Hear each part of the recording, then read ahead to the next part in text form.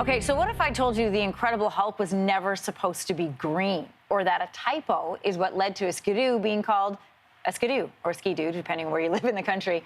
Or if you're eating cereal and watching this, that cereal might have been created by mistake.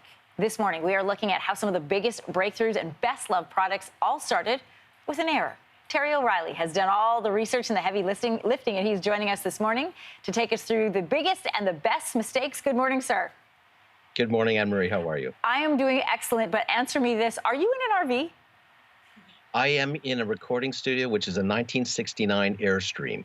I love that. And can I tell you, so my family took an RV trip this summer, and your podcast is what we listen to. Under the Influence is one of my absolute favorite things to listen to. So great to see your face and hear your voice at the same time. Let's talk about your new book. It is called My Best Mistake. And you're looking at two types of stories here. The catastrophic decisions people have made and then later discovered was the best thing that ever happened to them.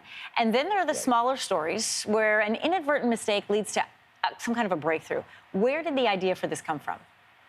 Well, I've always been fascinated by how people bounce back from huge errors or huge mistakes and how they kind of have a Lazarus-like rebirth if they can get through it. So if you listen to my podcast, you know, I'm always fascinated by creative solutions and coming back from catastrophes. So that's where that came from.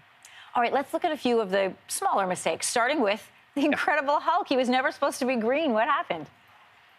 When Stan Lee was a little boy, he loved monster movies, and in particular, he loved Dr. Jekyll and Mr. Hyde. That was one of his favorite movies. So years later, when he was working for Marvel, he was trying to develop a very unusual superhero, and he came up with the Amazing Hulk. And like Dr. Jekyll, it had two personalities, a regular guy and then this you know, kind of a hulking monster. He wanted to make the Hulk a very inhuman color, so he chose the color gray. But when the comic book was printed, every page, the Hulk was a different color. He was light gray, then he was black, then he was dark gray. And he said to the printer what happened. And the printer said, I made a huge mistake with the printing. So Stan Lee said, well, what color can we use that won't be a mistake going forward? And the printer said, any color but gray. So Stan Lee thought for 1 second and said, okay, green. Let's make him green. Wow. So that's how the Hulk became green, just in a 1 second decision after a printing mistake. I love stories like that. This is why I love your stories, Terry. Another printing mistake, a typo, changed the name of something a lot of Canadians enjoy in the winter. We know it as a skidoo or skidoo, but that wasn't its original name. What's the story here? Well, when Joseph Armand Bombardier, he lived in a small village in Quebec, and in most small villages at that time, the early 20th century, they were marooned in the winter. There was no snow plow, so when the big heavy snows landed, people in the villages couldn't leave.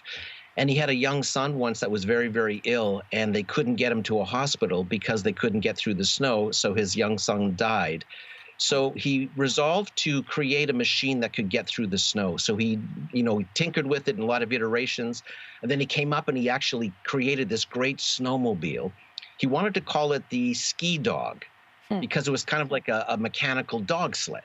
So he had all these brochures and pamphlets printed, but when they came back, there was a typo in it, and it said Ski-Doo instead of Ski Dog. And instead of being furious about that, he looked at it and smiled and thought, that's a great name. So that's how that stuck, Ski-Doo. No way. I love this story. All right.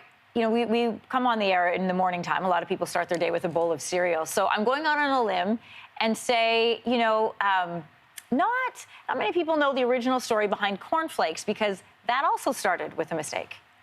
That's right. The Kellogg's brothers were medical practitioners in Battle Creek, Michigan. They had kind of a weird health institute that was very strict. There was no alcohol, no tobacco, no sugar. You had to do calisthenics in the morning, sing at noon, march at 4 o'clock. It was a very kind of a crazy health farm. One morning, they left some uncooked wheat on the stove because they had an emergency in another part of the building, so they left to take care of that. When they came back a couple of hours later, what they were cooking, the wheat was unusable.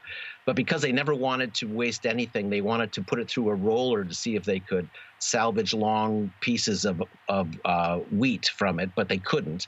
Instead, they were left with flakes. So they roasted those flakes and served them to their patients, and the patients loved them. And they served them again the next morning, and the patients loved them again. And one of the Kellogg's brothers thought, is there a product from this mistake? So they actually patented cornflakes And that became, of course, Kellogg's Corn Flakes. Terry, I wish I was there in your recording studio RV to listen to all of these stories. Thank you so much for coming on Your Morning. This is a book that I will buy and make sure that we read at our family dinner table. Thanks so much. Thanks for having me. Next time we'll get a tour of the RV. All right, the name of the book is called My Best Mistake. Hey, thanks for watching. If you liked this, be sure to subscribe here, or you can check out more Your Morning videos right here.